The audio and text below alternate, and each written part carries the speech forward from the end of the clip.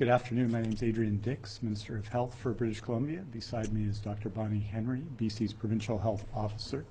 We're honored to be here on the territories of the Lekwungen-speaking people of the Songhees and Esquimalt First Nations. Before we begin, just want to express our deep sense of condolence and grief to the people of Nova Scotia and to all the families involved in the terrible murders that occurred there. It's anyone who has had anything like that close to their family knows what it means to people, the grief people are feeling today and will feel for a long time, and we just wanted to express our solidarity with them.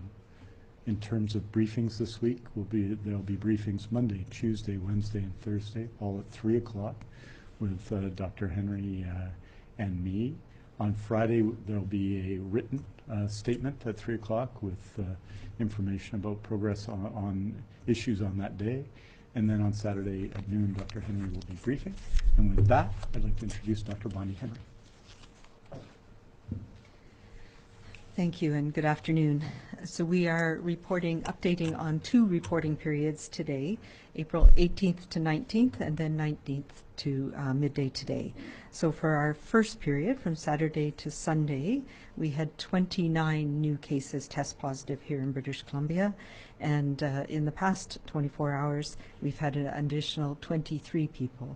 So that brings our total up to 1,699 people who've tested positive for COVID-19 here in British Columbia.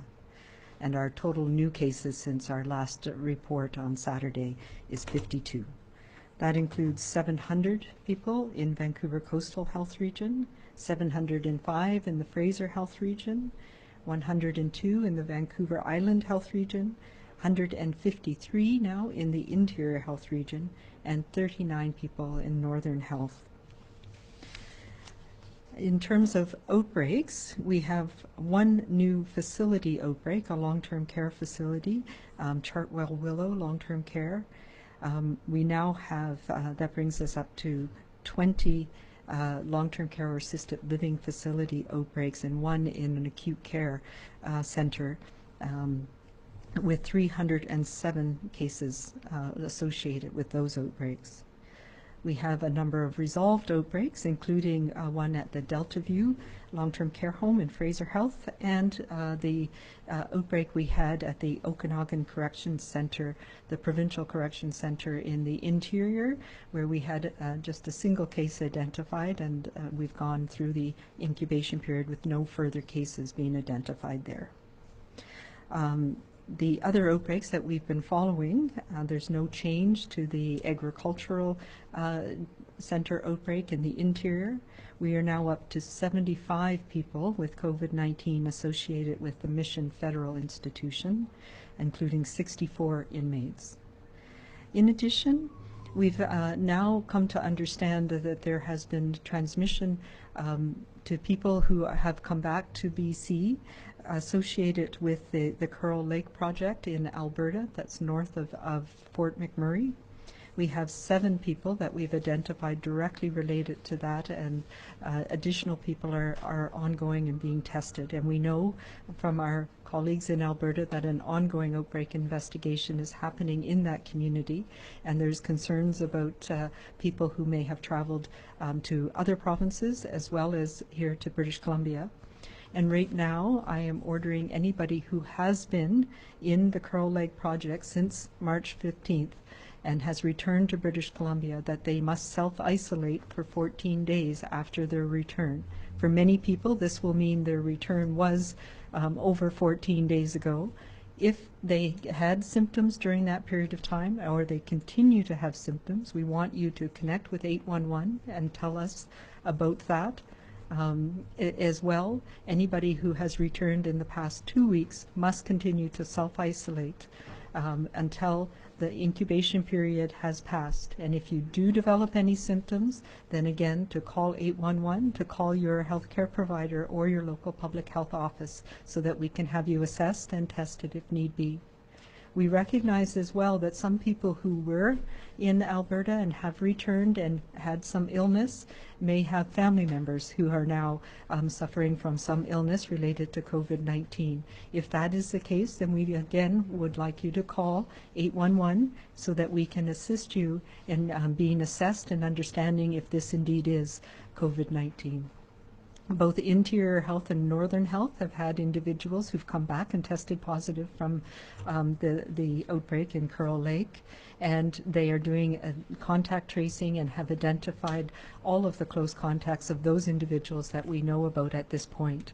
We expect there will be more people. We know that there is people coming back and forth between places in Alberta and here on a regular basis as part of the essential work that they do. We also want to remind people that we have fairly extensive guidance in place for these types of camps and industrial settings here in British Columbia, and we are continuing to ensure that the guidance that we have provided to make these camps as safe as possible and to identify anybody who might have illness as early as possible, that these guidelines are being followed closely. In terms of the cases we have in British Columbia, we have 104 people who are now in hospital, and of those, 49 remain in critical care or ICU. On a sadder note, we've had 5 additional deaths in the past 2 days, 3 on Saturday and 2 yesterday, bringing our total to 86 people who have died from COVID-19 here in British Columbia, and our hearts go out to their families. We have as well 1,039 people who have now fully recovered from COVID-19. There's a number of things that have been in the works over the last few weeks, and I want to talk about a few of them right now. One, the announcement earlier today of our rural, remote, and indigenous support strategy, that the framework that has been underway for some weeks, but the Premier announced this framework today. And it is welcomed by us as a way to recognize and proactively support our communities that may have had limited access to the level of healthcare that we find in the larger urban areas. It enables us to provide more on-site testing and faster access to both to testing and to primary and urgent care and other supports, and to coordinate that effort and response across the province. And very particularly, it is one of the things that we are doing. It forwards the important work we're doing together on reconciliation, recognizing that our First Nations and Indigenous peoples in BC come from a place where they have not had as much of the supports that we've had in other parts of our society here. And they have been severely affected in past pandemics in British Columbia, in Canada, and around the world. So this is an important step to making sure that we put in the appropriate extra supports they need, and particularly to focus on protection of our elders in our First Nations communities, recognizing the vital role that they play in maintaining culture and language in many communities around the province. Additionally, I wanted to talk again about our testing strategy. As you know, and as I've mentioned a couple of times in the last few days, we evolve our testing strategy based on our changing situation here in British Columbia. And early on, we had a very broad testing strategy, testing particularly returning travelers, and making sure we were very sensitive about finding anybody who might have the disease here in BC. Plus, we had a community testing strategy based on our influenza surveillance network.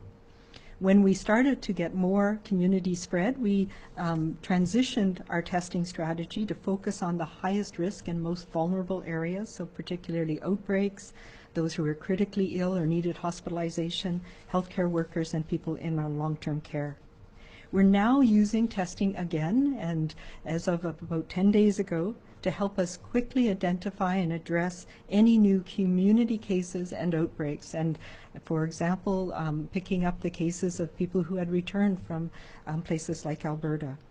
We want to avoid another spike in community cases, and that's why we are changing the strategy again to open it up and ensure that we continue to find everybody who needs to be isolated and where we need to do contact tracing in the province. So right now, anyone with symptoms of COVID-19 can now be assessed and tested either through your family physician, if you have, your nurse practitioner, or a local community collection center. And you can call 811 to find out where those are.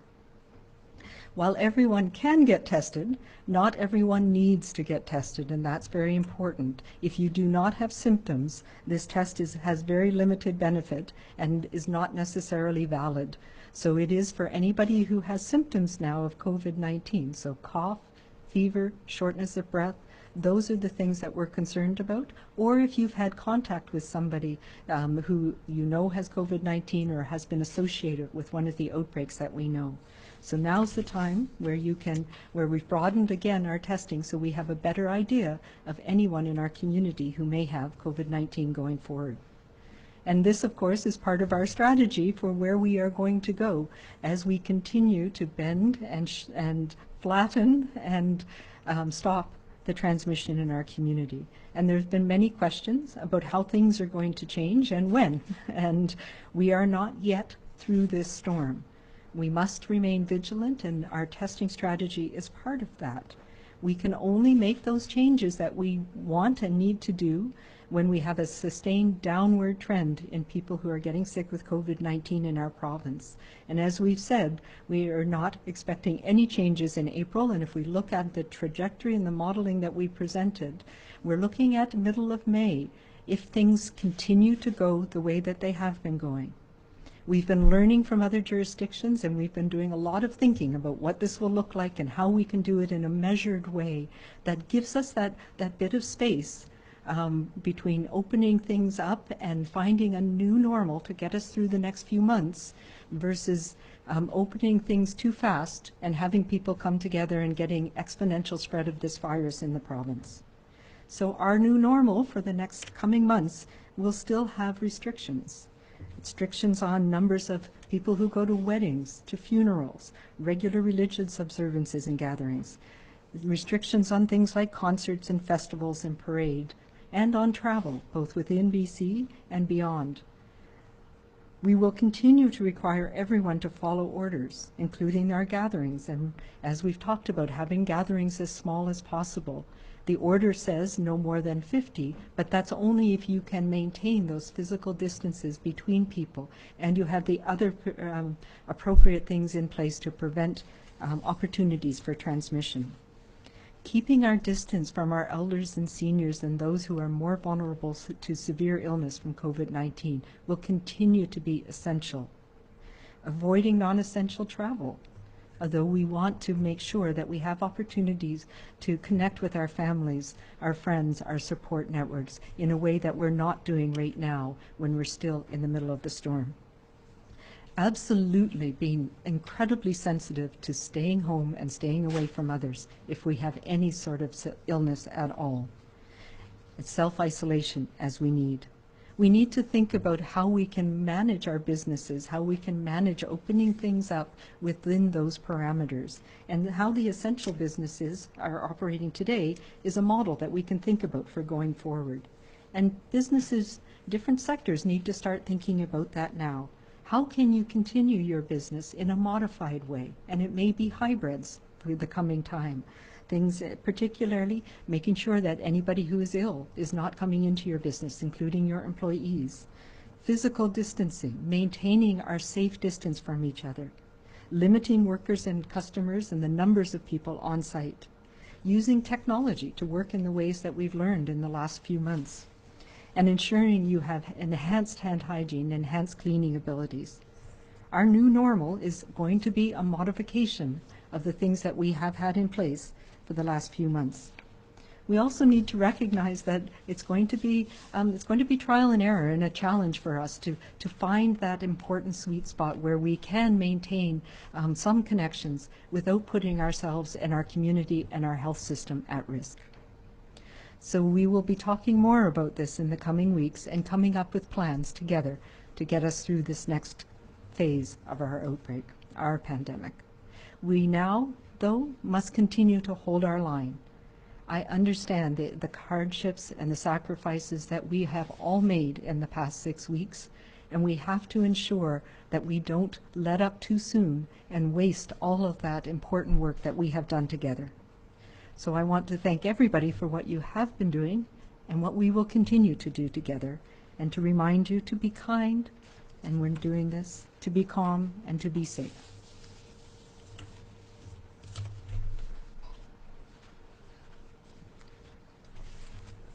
Thank you very much, Dr. Henry. And Russell, I want to join Dr. Henry in expressing our condolences to all of the families, the caregivers, the friends of the 3 people who passed away from Saturday to Sunday, the 2 people who passed away from Sunday to Monday from COVID-19 in British Columbia. This is such a difficult time for everybody, but it is even more difficult time for that group of people, and we're thinking of you and understanding your grief, I think. And as well, we want to express our condolences and our thoughts, because while there is always in these presentations some news that is positive and other news that is not, no presentation can be seen as positive when it involves people who lose their lives. And we're with you, and we're thinking about you today. Dr. Henry has talked about the 1,699 people who have tested positive since January for COVID-19 in British Columbia. In hospital, that's 104 people, 52 in Fraser Health and 11 in Interior Health, 6 on Vancouver Island, 3 in the Northern Health Authority, and 32 in Vancouver Coastal Health. I wanted to acknowledge all of the work that has been done by public servants, especially in BC, in supporting self-isolation for people returning to BC from international travel or coming to BC from international travel. That's 137 people who are currently housed in provincial supported quarantine in BC. In that group of people, and thousands more who are being supported in their own self-isolation. We want to recognize their work. If you think of the 104 people currently in hospital in BC, there are also 4,309 empty beds in British Columbia that are available at the moment. That's a 61.3% capacity, so that's filled right now. So that gives you a sense that it's slightly more than last week of people who are in hospital. But in critical care units, that's 45.3%. We continue to have the ability to serve people. I wanted to note that we had 3,548 911 calls yesterday. That's down from the March 9th period when it was about 6,500, but it's also up from a week or so ago. And well, people having to call 911 is never good news. It's important for everybody to recognize that the health system remains available to you. If you need to call 911 for whatever reason, you can. If you need to visit an emergency room, you can in BC. And there are outstanding health professionals there who will assist you. It's important we recognize in this time that people are struggling with other things than COVID-19. I wanted to acknowledge all of the health professionals who have re-registered. That's 71 physicians, 1,245 people in nursing, from registered nurses to nurse practitioners to LPNs to registered psychiatric nurses to care aides who've re-registered in this time, and we so appreciate and recognize the service. There has been and is continuing concern and interest in personal protection and personal protective equipment such as masks. We continue to receive a significant amount of PPE from international sources, but as you're seeing from the international media and from the national media in Canada and from other jurisdictions, it's a real challenge to source PPE. We're receiving PPE from vendors and manufacturers that we haven't had a previous relationship with in the past. It's an absolute necessity that we make sure that the PPE we source is safe and effective before it makes its way into our healthcare system. Any alternative product or donated product that we receive goes through a process led by experts to ensure it's safe. We check to ensure that the product has appropriate certification and documentation. We check the equivalency of the product against the National Institute of Occupational Safety standards that we use in Canada. We manually inspect the product for tears and irregularities. For N95 respirators, we test the seal and fit of the mask. And if we're unsure of any of these steps I just mentioned, we send the mask away for laboratory testing to confirm that filtration and fluid resistance are suitable for use. In addition to that due diligence, we are committed to engaging with unions and stakeholders and healthcare workers before any alternative product is introduced into the system. We want to be absolutely certain that PPE is safe and effective, and importantly, that healthcare workers are educated and feel safe in the product before we ask them to use it. I need to be clear that we're approaching that point where we'll need to introduce alternative PPE. Our healthcare workers have done a great job extending use and conserving the product that we typically use in our health system, but it is running low. Like other jurisdictions, we're struggling to replace our traditional products in the context of all of this global demand, but safe and effective alternatives exist. Use of alternative and equivalent PPE are on the horizon, likely within the next week, and that's why I wanted to be clear about the standards that are being employed in British Columbia before such products are used anywhere in the healthcare system. I want to say finally just how pleased that I was and we are about what was announced by the Premier today. It recognizes the demands and concerns in indigenous communities. It recognizes the demands and concerns of rural and remote communities, ensures that people get access to care, can get access to the acute care services they need when they need them, even if that means temporarily relocating near an acute care hospital, near hospitals that have the appropriate ventilators and the appropriate level of care. And I think that what has been announced today is a reflection of our ongoing commitment to ensuring that people everywhere in BC get access to the care that they need. And finally, just to reiterate what Dr. Henry has said, on Friday we presented modeling. On March 27th we presented modeling. And that's because we want all of you to know what we know, what our considerations are, so that we all can work together for the best possible result for people in BC. There's going to be a change in the amount, in the types of questions we receive. There is already in the messages that I get on email and the contacts of people with me, change from discussing the pandemic and cases and circumstances to how can we open up type questions, or what about this game or this industry or whatever. And what's going to happen over the next couple of weeks is we're going to continue to do the work and follow the science, led by Dr. Henry, led by Deputy Minister Stephen Brown on the health side, and led by an effort across all of government, from the Premier to all Deputy Ministers to all levels of government, to follow the science, to make the best possible results, and to establish, I think, into the future, because it's going to be a significant length of time before we provide a vaccine, rules and directions and guidelines that will help people operate. It will be, in many cases, the responsibility of people to follow those, the responsibility of government sometimes to enforce, but the responsibility of people to follow those and to ensure what they're doing is safe, that it doesn't lead to new spikes and new transmissions. That's vitally important. That's the work we're doing now, and we'll be back to you with more modeling and more guidelines and proposals and protocols at the beginning of May. So I know people are anxious to ask those kind of specific questions, but the answer you're going to get is very similar to what Dr. Henry just said with respect to this, and I think, but I think this is the work that has to be done. We have to follow the science. And secondly, we have to stay 100% all in, because all of this depends, all of it, on us continuing to flatten the curve, continuing to reduce the number of cases, continuing to do what we need to do to ensure that those we love don't get sick. There's a case, as you know, in Alberta of one plant which has 358 cases of COVID-19. In a community, High River, Alberta, which has, I believe, approximately 13,000 people, about the size of Dawson Creek.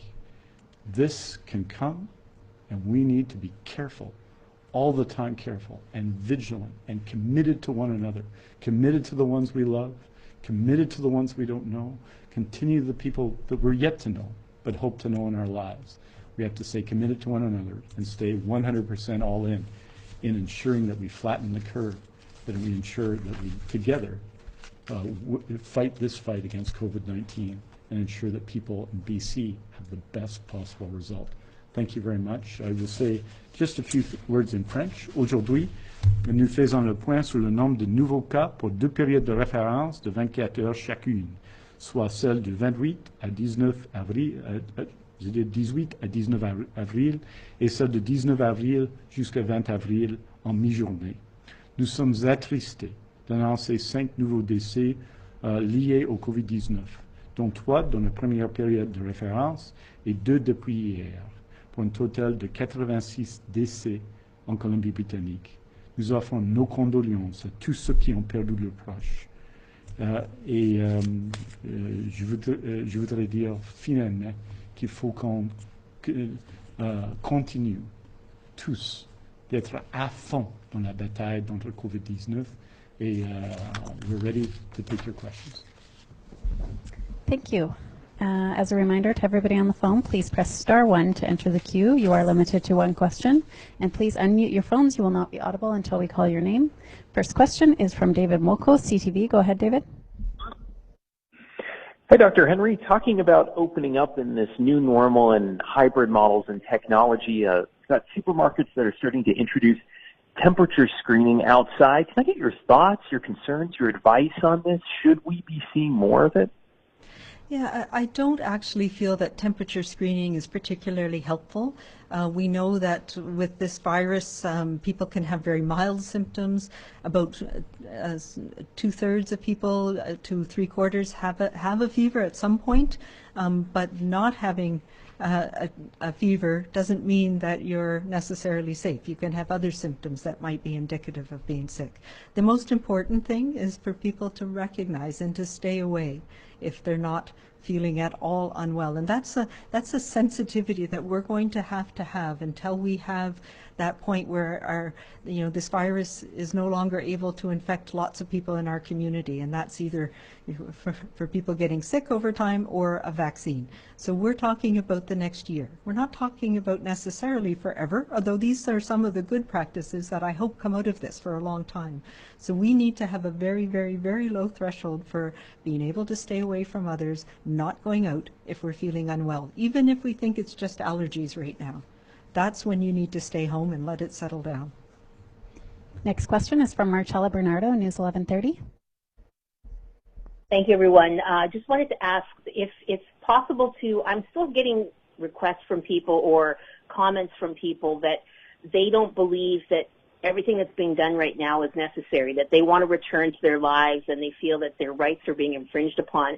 How can we stress the importance of this any more than you already have when it comes to the importance of trying to explain to people they need to follow these rules as long as any more cases are being recorded? And just a quick note to Adrian Dix, happy birthday, by the way. We won't tell you how we celebrated. Yeah, it is important, and we've been appealing to the better angels of our nature for the last several months, and I know it's hard for people. It's a challenge when we may not know somebody who's had this. We may not actually have somebody who's in a long-term care home. So it doesn't necessarily touch us personally. But we have to trust and look at our communities, think about our families, think about the seniors and elders in our life in particular. And we need to look around at what's happening around the world, because we have averted a major crisis in our province, and it's because people have done what we have asked them to do. And what I'm asking you to do is to continue doing that for the next few weeks. And then we will be able to change, and we'll be able to do it in a way that is thoughtful and the way that allows us all to continue to be safe. And that is what we need to do as a community to get through this together. If we start having, and part of it is, and I look at what's happening in some places in the U.S., and it's that anxiety and that fear, and it manifests in different ways for people. So we need to continue to come together. We need to support each other to get through this part, even as it has become more and more challenging in these weeks. The numbers are going down, but we are not immune. We are still having outbreaks in our communities across the province. We are having imported cases. We are having people who are passing it on to their family and friends. What is different right now is when, a few months ago, even a few weeks ago, when people were coming back from a cruise ship, for example, where they might have been exposed, they were going out and doing things and exposing 70, 80, 100 people, and that meant public health had to find all those people, and that's where we got transmission in our community. And it's not that people did this intentionally. It's because this virus is insidious. It can spread to others when you're not even realizing that you're sick yourself. So we can't let our guard down yet. There will be a time when we can do this. But right now, it's very important for us to stay the course. And when we're only having small numbers of contacts, it means we can control it. And it's not going to get that exponential growth that we've seen devastate communities in Italy, in parts of the United States, in New York City, in China. So this is our time to be patient and to continue together. Tanya Fletcher, CBC. There, I'm wondering if you can talk about looking ahead. Are summer camps and or daycares expected to be open this summer, and in what format? And if not, how would parents be expected to work outside the home if businesses do start to reopen and people are being brought back onto work sites, for example?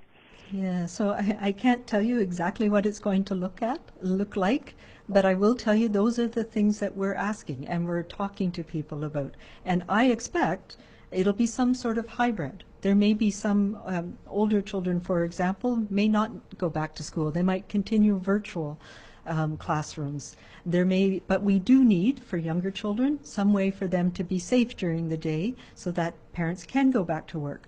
But it may be some hybrid as well, where some children are in classes certain days and others are in other days, so that we're able to maintain some physical distancing and safe ways of doing this. These are all things that we're looking at right now, looking at what's the best models for childcare to support our early childhood educators as well as parents and children.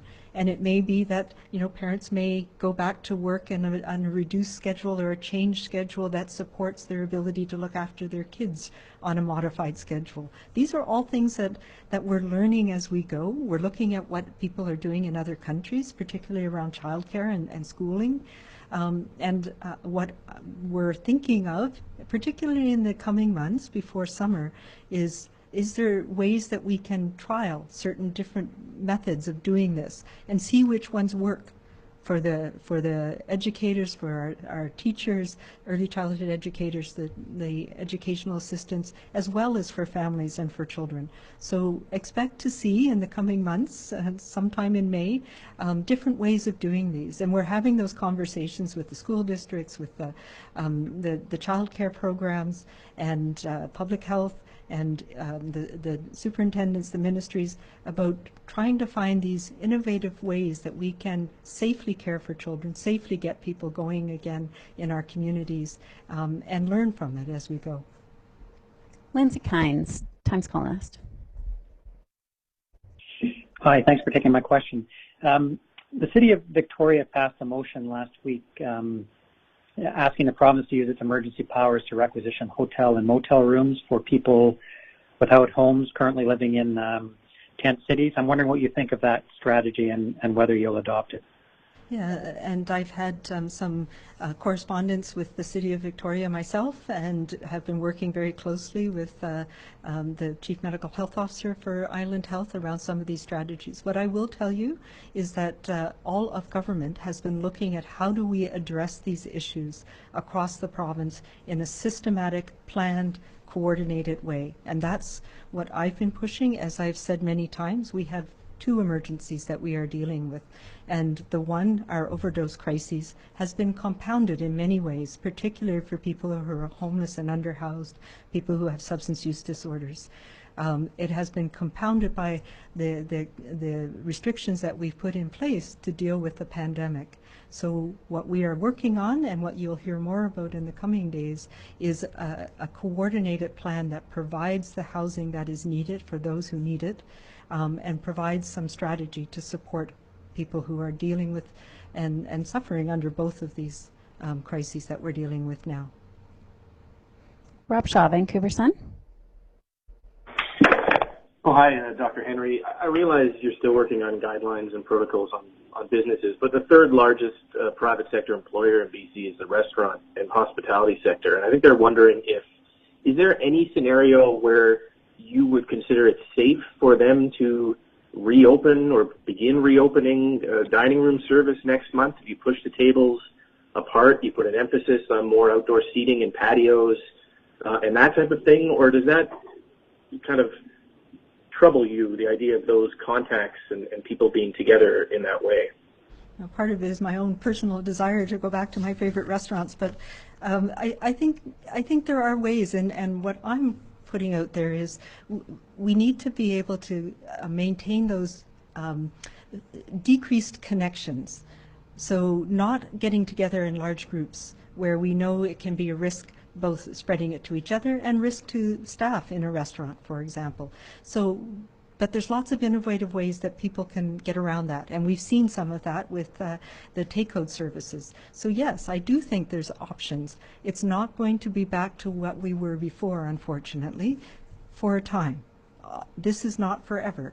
This is for the foreseeable months, certainly this summer, and then we'll have to think again about things into the fall as the influenza and respiratory virus season starts, and we may need to rethink some things. But I think there's lots of innovative ways that we can have in restaurant dining that protects both the staff as well as people who are coming in. And I'm looking to industry to come up with those ideas of how this could work. It's going to be a challenge, I understand, for many, particularly small restaurants in the coming months. Mary Brooke, West Shore Voice. Hi, thanks for taking my question. That's really good news to hear that you're opening up the testing to anyone who now wants to get tested.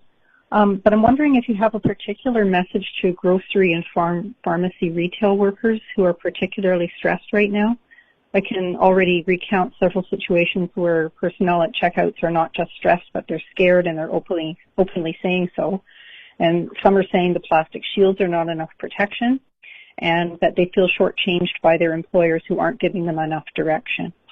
I'm sorry to hear that, because actually, you know, the types of things that are really good protection are having a piece of plastic. You know, the plexiglass barrier between me and you is the way that we stop droplets from going between us. So it is actually a very effective method. And it's one of the you know, we talk about the hierarchy of infection prevention and control measures, and that's an engineering control. It's one of those things that's built in there that protects you. So I would reassure people that that is one of the simplest and most effective things we can do to prevent transmission. So that is, you know, that is reassuring. I will also say that, you know, testing has always been available for workers who are sick. So it is about people having symptoms. You know, it doesn't help to test people who are perfectly well. And so we need to make sure the things that we know make a difference, that do protect us from transmission of this virus, are maintaining that safe distance, having barriers, cleaning our hands regularly, not touching our face, and staying away from others when we're sick. Those things work, and we've shown that they work by what you can see in the data with the decreasing numbers of cases. What we see in even situations like our long-term care homes, when we put barriers between people and it doesn't transmit the virus. So that's things like wearing masks in the healthcare setting. That protects others from my droplets. So I would reassure people who are working in retail that the things that you have in place are the things that are going to protect you from this. Next question is from Amanda Hosgood, the Tyee. Hi, Dr. Henry. A week ago, you mentioned a rapid test similar to the Spartan test that would be going out to remote communities, maybe within the next week or so. I'm wondering if you have an update on that. Yeah, so this is a Gene Expert. It's a machine that can be used in a, it doesn't have to be at the major laboratories, so it can be used in more remote communities, and we do have a number of those that have been pre-deployed to some of our smaller communities to make turnaround time more rapid. So it's the same swab that we use, an NP, we call it, a nasopharyngeal swab or a throat swab, but it doesn't have to travel as far, because right now they have to send them either back down to the Lower Mainland or to Kelowna for testing. So those have been deployed into the north, and we are ramping up the numbers of tests that can be done. And part of the transportation strategy that was announced today was to be able to increase the turnaround time or decrease the turnaround time by making sure that those samples can get to that laboratory much quicker. Jane Side, North Shore News. Hello, Dr. Henry. My question is about long-term care facilities, especially some of the long-term care facilities that were at the start of the outbreaks here in BC, starting in March. I'm hearing anecdotal reports that the situation in some of these care facilities, like the Lynn Valley one, is actually beginning to stabilize at this point, and that the people who were sick, the ones who survived, they've recovered. I'm wondering what you can tell us about the situation in the long-term care homes. Yeah, well, there's been a couple of them that have actually been taken off the list because there's been no new cases for 2 incubation periods. The Lynn Valley Care Home, being the first one, has still had a trickle of cases, but as you say, most people have recovered now. We've tragically, of course, had 20 deaths in that facility, but most people have recovered, including some really great stories of people who've recovered. There have continued to be 1 or 2 cases, so it's not yet at the point where it's over, but I agree with you, it's certainly stabilized, and the same with Harrow Park, which is the other really large one. Many of our outbreaks were caught early enough that they have a very small number of cases, but there are still some where there's actively monitoring, because we wait 2 whole incubation periods before we say it's over. But I think all of the effort that's gone on in those homes has certainly stabilized the situation, and people are getting the care that they need. Jeff Andreas, Radio NL. Yeah, I was actually just wondering what kind of advice you might give to people who are looking to, maybe plan some leisure activities for the summer. Say I'm trying to, plan a trip to Whistler in July. Should I go about booking that trip? What kind of restrictions might be there? If there's a concert at the end of August, should I buy that ticket? Or maybe even students right now looking to go to university and play basketball for the school. I mean, is that something that could be a possibility? What sorts of advice are you giving to people who are trying to make plans for the future when the future is just so unknown right now? Yeah, that's just it. What I'm saying is, there's going to be a lot of things that we don't know yet. And this is a really challenging year for everybody, for all of us. And I can't foresee everything. I can say that it's unlikely we're going to have concerts. I do not see, or major, big events. I do not see lifting the order on mass gatherings for under 50 people in the near future. Those types of events we know are risky. We know that we've had lots of cases associated with, if we look around the world, with large events like concerts, like sporting events, conferences. So those types of things are not going to happen this summer. We have to be aware of that. If we're planning weddings, we can still have these events, but we have to think about doing them in a different way right now. Graduation from high school, it's not going to be a big party where everybody gets together, because that's too risky. It means that you might spread this, and if you have all of those contacts, they're going to bring it home to their families and their loved ones. So we need to look at how we do it in a much smaller scale, with those who are close to us, and bring people in remotely to celebrate with us. I have full confidence that universities will be open next year, but it may be more of the virtual model that we saw at the end of this year. So I think we need to think about that for the next year. Things will be different. Things will be different. I mean, if we get really lucky and we have a good effective vaccine that comes before the fall, I just don't think that's going to happen. I think we're in for all of us around the world, and we're seeing this not just here. We're looking at Europe, we're looking at all around the world. We're going to be doing things differently for a year. Doesn't mean that we have to give up everything and that we're going to be in the same place that we are right now, I absolutely think we have some space. We have some space to be able to open things up, to connect with people, but not on those large-scale events. And then, you know, once we get to that point in the year or 18 months or whenever, I'm really looking forward to a really big party. And, you know, we have to remember that we will have that time again. Okay, so we have time for one more question today. For any reporters that didn't get to ask a question, there will be a statement released later this afternoon. For recommendations on protecting families and communities from COVID-19, visit bccdc.ca. For non-medical questions about the province's COVID-19 response, visit gov.bc.ca/COVID-19. And for a full listing of the provincial health officer's orders, visit gov.bc.ca/PHO guidance. Last question is from Rob Buffum, CTV. Go ahead. Dr. Henry, my question is, we spoke earlier today to the mayor of Alert Bay, who said there's an outbreak on Cormorant Island, and in their community, he said people there are still partying, so they're anticipating bringing in a bylaw with a curfew as well as enacting a local state of emergency. Any non-essential travel. I guess my question is, can you tell us how many people there have contracted COVID-19, and I suppose even more so, how concerned are you about hearing about this? Yeah, so this is something that we've known about for some time since the cases were identified. And the First Nations Health Authority and Vancouver Island Health Authority have been working very closely with the community to identify people who need to, who may be at risk, who've been exposed, and people who are tested positive.